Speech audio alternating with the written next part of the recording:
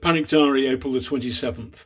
Tonight, there looks to be a very, very strong panorama by my old and much loved colleagues. This sets out the evidence that the government under Boris Johnson failed to get the pandemic properly in time.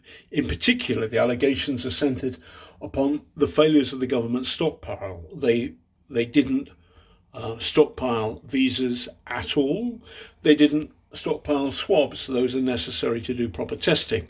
They didn't stockpile body bags according to official figures.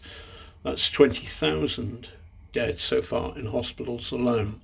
The Financial Times, you'll remember, thinks that double that number of people have died. So this is a very strong panorama.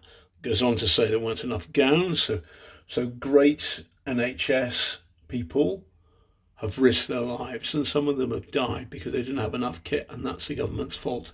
Now, the reason you can hear the anger in my voice is that this panorama is only being publicised now, the last 15-20 minutes or so.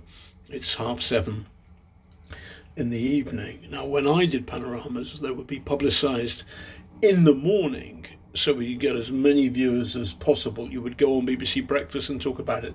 I did that, for example, in the case of Taking on Putin panorama put out in 2018.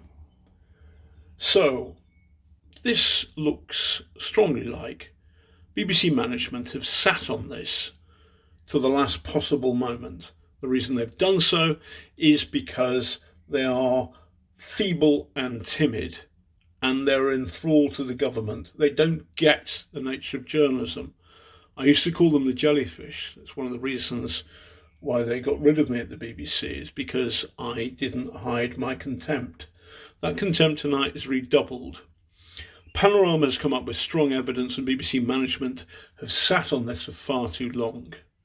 Now, wash your hands, watch the panorama, but watch out for BBC management.